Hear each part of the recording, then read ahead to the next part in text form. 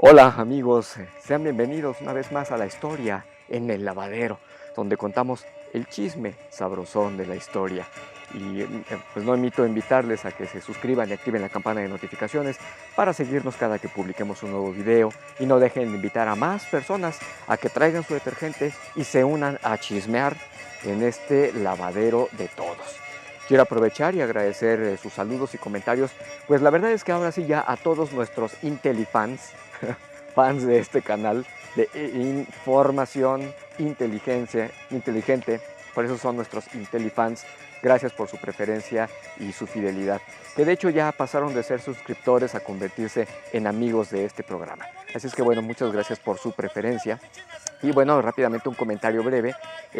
José Emiliano Antúnez nos hace un comentario sobre el asunto de los 700 años de Tenochtitlan, que es un tema del que pues, no vamos a hablar aquí, porque es una mentira absoluta a la que se prestó Enrique Semo, yo no sé qué le dieron. Y bueno, pues, todos los historiadores serios apuntan a que aproximadamente es 1325 el año del asentamiento azteca, no en 1321.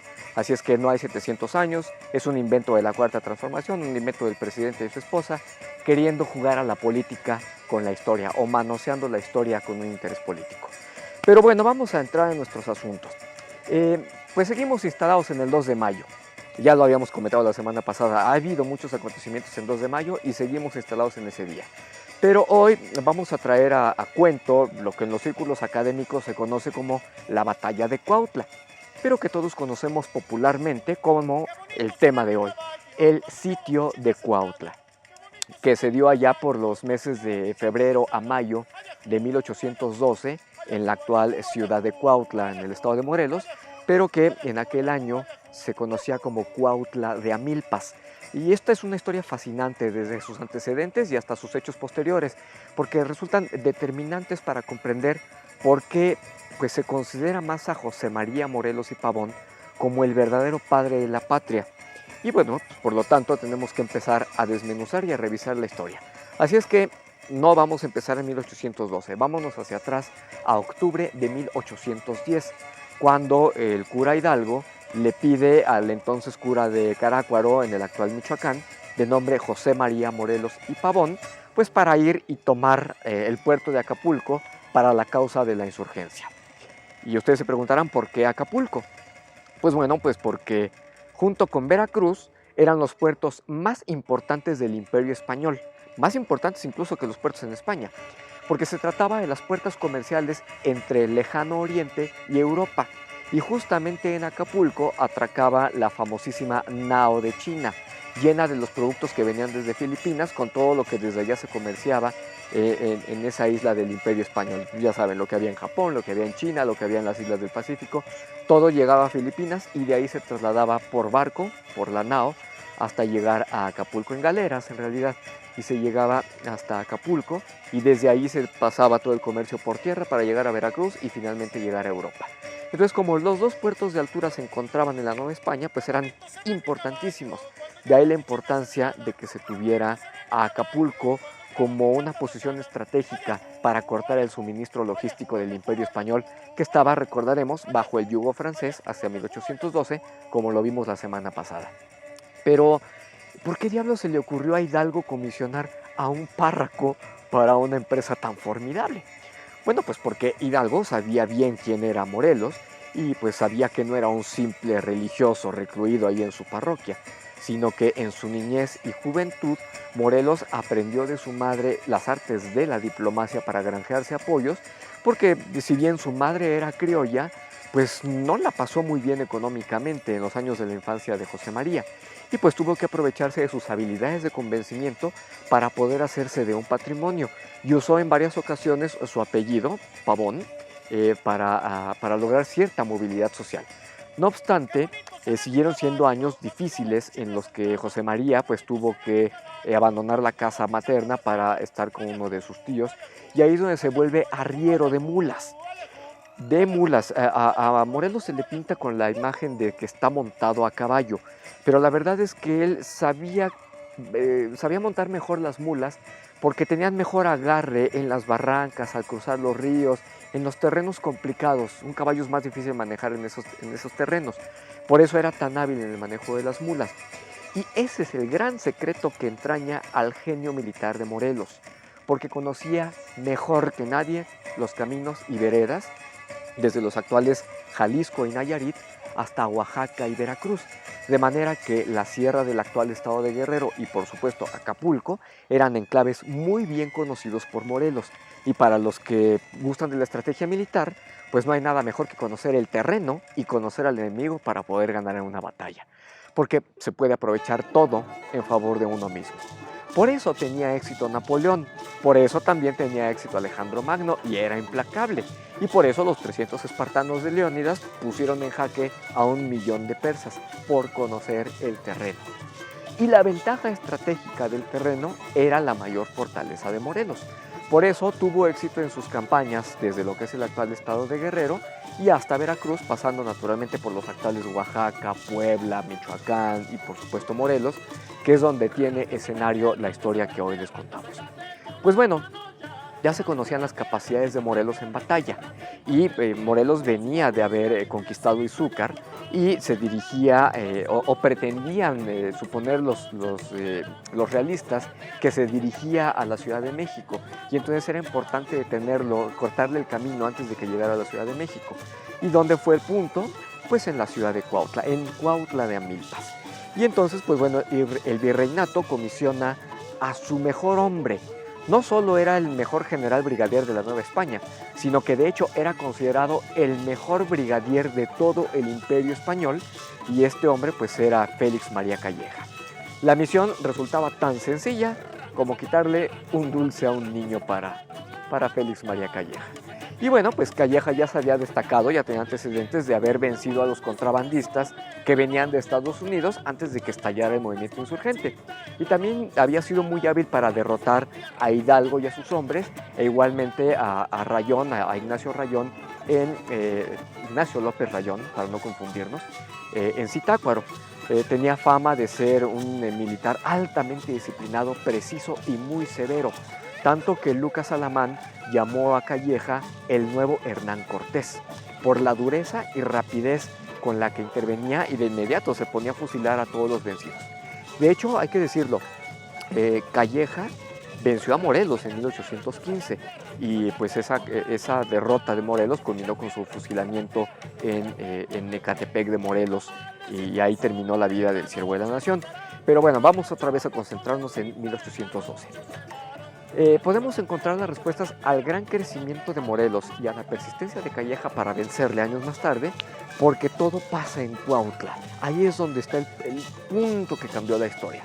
Y entonces vamos a concentrarnos en 1812. Febrero. Sucede que Cuautla de Amilpas no era un lugar cualquiera. Ya tenía un largo antecedente de luchas libertarias por tratarse de una región de haciendas. Es bien sabida y está documentada la lucha de los esclavos negros en la hacienda de Santa Bárbara de Calderón, que culminó con el levantamiento de los esclavos, que llegó hasta las mismísimas puertas del Palacio Virreinal en el siglo XVIII, y que había tenido como consecuencia que las autoridades virreinales, el mismo virrey, interviniera para castigar a los hacendados, así como la liberación de algunos esclavos negros que iban ganando acomodo social en la región. Algunos se trasladaron a Veracruz, otros a Oaxaca y otros se quedaron allí en la región de Cuautla de Amilpas. De manera que la población de Cuautla ya era aguerrida y era determinada y sabía cómo luchar. Y Morelos también conocía muy bien a esa gente, pues como arriero de mulas, tenía que pasar por esas zonas cuando se trasladaba hacia lo que es Veracruz, y conocía muy bien las gestas que se habían dado tanto en Cuautla como en Veracruz para la liberación de los esclavos negros. Bueno, entonces tenían tan buena relación Morelos con los esclavos y con los trabajadores de las haciendas, que pues había pues una relación de amistad, de franca amistad, y había mucha confianza en Morelos. De manera que cuando Morelos llega a esa localidad, después de haber vencido en Izúcar, en plena lucha insurgente, pues a Calleja lo comisionan para detenerlo en ese enclave, y es aquí donde se da el punto de inflexión que cambia la historia de manera definitiva. Porque el simple exceso de confianza y soberbia de Calleja, sumado al conocimiento del terreno de Morelos, dieron un giro vertiginoso a los acontecimientos que hicieron de Calleja un personaje mucho más severo, incluso consigo mismo, y a Morelos lo motivó a luchar por más y más y más. Tanto que fue Morelos el que dejó de pensar en la defensa del rey Fernando VII para idear la independencia de una nueva nación distinta de España, la América Mexicana. Bueno, pues resulta que Calleja ya estaba en persecución de Morelos y al llegar a Cuautla, el que se iba a llamar Siervo de la Nación, decidió esperar allí el ataque realista, mismo que llegó el 19 de febrero de 1812. Calleja traía 7,000 hombres en 3 batallones conformados por los Asturias y los Lovera, que venían de España, los de la Corona, que venían de Guanajuato y de la actual San Luis Potosí, y además había un gran componente de granaderos, así como el escuadrón de lanceros de México, contra una cantidad aproximada de 3,000 negros y mulatos, habitantes en Cuautla de Amilpas y también población. Había esclavos libertos y personas que venían con machete, con fusiles y 16 cañones, entre los cuales, y este punto es clave, estaba una culebrina, que es un cañón pequeño, que era apodada como el Niño y que pertenecía a la familia de Hermenegildo Galeana y que se utilizaba para fiestas, se disparaban salvas con esa culebrina. Y entonces, bueno, pues la verdad es que los defensores de Cuautla estaban muy mal pertrechados y carecían de toda instrucción militar. Pero Morelos dispuso a sus tropas en 3 puntos para la defensa de Cuautla: la plaza y el convento de San Diego al mando de Hermenegildo Galeana, por eso ahí tenían la culebrina. Estaba el otro punto en Santo Domingo al mando de Leonardo Bravo, y en el sur, en la hacienda de Buenavista, estaba el mando de Mariano Matamoros y de Víctor Bravo. El ataque realista vino por la plaza de San Diego. Trataron de tomar esa plaza y como los realistas de manera bastante rápida lograron derribar los muros de las casas para avanzar sobre la plaza, pues rompieron la formación de los defensores de Cuautla y los insurgentes huyeron despavoridos. Y aquí es donde Calleja tuvo su error por exceso de confianza, porque avanzaron sobre la plaza sin ningún miramiento, sin tomar ninguna protección, y cuando parecía que los insurgentes iban a ser derrotados, pues los realistas en su avance no se percataron que se mantenía la posición de defensa con la culebrina, con el Niño. Se dice que bajo el control de Narciso Mendoza, quien disparó esa culebrina, hiriendo a los realistas, rompiendo la formación y retrasó la toma de la plaza. Y esa confusión entre las tropas realistas fue la que aprovecharon los insurgentes para recuperar sus posiciones en la plaza e impedir la toma de esta misma plaza. Frenaron a Calleja y a sus tropas. Y ahí le propinan la primera derrota. Se tuvieron que retirar los realistas. Pero antes de continuar sobre esta batalla, quiero hacer una pausa para referirme a Narciso Mendoza, mejor conocido como el Niño Artillero. Porque aunque se presume que sí pudo haber cierto que él disparó la culebrina que frenó el avance realista, no se tiene certeza absoluta de que Narciso Mendoza, quien disparó, hubiera estado allí, quien haya sido él quien disparó, y pues ni siquiera había certeza de que él haya sido el niño que estaba allí disparando. Lo que se sabe es que sí había niños en la defensa de Cuautla, que sí se disparó la culebrina que frenó a los realistas, y que una persona de nombre Narciso Mendoza dijo estar a las órdenes de Juan Nepomuceno Almonte, que comandaba a un grupo de niños llamados los emulantes, porque buscaban emular, replicar las acciones militares de Morelos. Pero Narciso Mendoza, en realidad, su historia aparece hasta 1864, cuando escribe una carta a Almonte, indicándole que él había sido quien disparó el cañonazo que sacó a los insurgentes del apuro en la batalla de Cuautla de 1812. Claro está que Almonte, ya para ese tiempo, 1864, era un distinguido militar, chambelán de Maximiliano, y Narciso Mendoza era un partidario de los conservadores. Y refiere él en esa carta que siguió a Morelos, después a Guerrero, hasta la consumación de la independencia.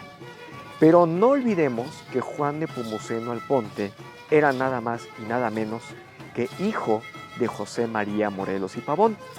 Aunque aquí hay algún detallito que no cuadra en la carta que escribe Narciso Mendoza a Juan Nepomuceno Almonte, porque para cuando fue la batalla de Cuautla, pues Juan Nepomuceno Almonte apenas tenía 9 años de edad, por lo que no se tiene una plena evidencia del niño artillero, o por lo menos de que haya sido Narciso Mendoza. No es mencionado por Lucas Alamán cuando relata la historia de estas batallas, e incluso los historiadores hasta nuestros días prefieren pensar que el niño artillero en realidad se refería a todo el conjunto de niños de los emulantes, y que la referencia al niño que dispara el cañón se refiere más al apodo que tenía la culebrina que en realidad a una persona en específico. Quizás en algún momento en el futuro se pueda clarificar con un documento original de 1812 que nos relate los hechos de una manera más precisa y se sepa si en realidad fue Narciso Mendoza o fue otra persona. Pero bueno, volviendo a la batalla de Cuautla. La pronta derrota realista el 19 de febrero, en una operación que parecía verdaderamente tan sencilla, sacó de balance a Calleja y pues revelaba que en realidad este no tenía ni la más remota idea de la fuerza con la que se estaba enfrentando, por lo que reconsideró la idea de sitiar Cuautla, ponerle un sitio, que era el plan original que se había pensado antes de atacar. Y este sitio comienza después de la derrota, el 19 de febrero de 1812, y se cortaron los caminos. Se dispusieron las tropas realistas para ir cortando todos los caminos de acceso y salida de Cuautla. Y bueno, al cerrar los caminos se suspendió el suministro de alimentos, de agua y pertrechos, por lo que Cuautla tuvo que resistir durante 72 días en un punto muerto. Pero aquí hay que hacer precisiones. Morelos no fue el primero en romper el sitio. El primero que rompió el sitio fue Hermenegildo Galeana. Él sí logró escapar del sitio. Y la batalla o el sitio entró en un punto muerto donde ni los realistas podían entrar a la ciudad, ni los defensores de Cuautla podían romper el sitio porque faltaban pertrechos. De hecho, Hermenegildo Galeana trató de suministrar pertrechos para Cuautla y alimentos también desde Puente de Isla. Y hubo una batalla con los realistas y esa batalla la pierde Calleja. La pierde Hermenegildo Galeana, perdón. Y Calleja recupera Izúcar. Y entonces ahí se queda fuera de Cuautla Hermenegildo tratando de entrar varias veces y hubo diferentes escaramuzas en donde todo quedó en el punto muerto. Por eso fue tan largo el sitio.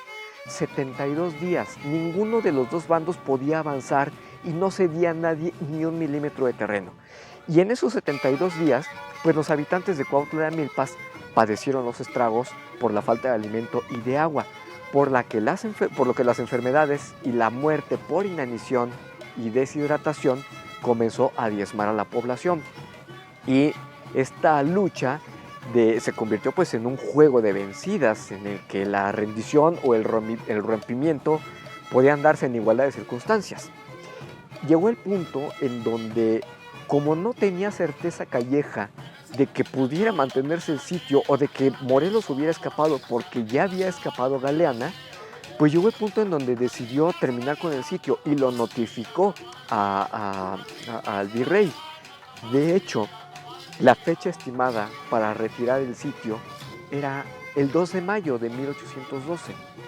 Y aquí cabe mencionar que hubo mucho trabajo de inteligencia militar. Calleja interceptaba las comunicaciones entre Galeana y Morelos, pero también Galeana interceptaba las comunicaciones entre Calleja y el virrey, de manera que los defensores de Cuautla, Morelos, tuvieron acceso a información de que el sitio se iba a retirar el 2 de mayo y en esa misma madrugada Morelos aprovecha la circunstancia cuando están en formación las tropas para hacer la retirada y hacer el escape, romper el sitio. Y sorprendieron a las tropas de Calleja, quien tuvo que responder de manera inmediata cuando tenía el rompimiento a sus espaldas. Reacciona así lo más rápido que pudieron las tropas realistas, pero para cuando logran acabar con la artillería de los insurgentes, pues Morelos ya había escapado. Y entonces, pues bueno, Morelos pierde absolutamente toda su artillería, pero pudo escapar. El parte que le dan a Calleja es que pues sí se había podido recuperar, sí se había podido tomar la ciudad de Cuautla. El problema es que pues escapó Morelos y entonces Cuautla dejó de ser de interés para los realistas y en efecto el sitio terminó. La población recobra el suministro de víveres, Morelos al escapar logra reagrupar sus fuerzas, conseguir nuevos pertrechos y continuar su lucha. Pero esto significó una humillante derrota para el mejor general del Imperio Español. Se le escapó Morelos y su gente sin que tuvieran ninguna instrucción militar y se le habían escapado al mejor de todos los militares del imperio. ¡Qué vergüenza! Pero bueno, aquí es donde, a mi juicio, despuntó la idea de una nación distinta a la española por parte de Morelos. Porque si un grupo de personas sin preparación militar podían vencer a las tropas del mejor general español, pues los americanos no tenían absolutamente nada que pedir a los peninsulares. Ni los españoles eran mejores que los criollos, mestizos, mulatos, negros y demás castas. Es más, eran iguales y hasta podían ser mejores los americanos. Y la idea de esa igualdad entre las personas vino de Carlos María de Bustamante, quien acompañaba a Morelos y quien hacía las funciones de historiador y cronista de lo que iba ocurriendo. Él tenía a disposición información previa de lo que había antes de la conquista incluso, y él fue el que le plantea la posibilidad a Morelos de México.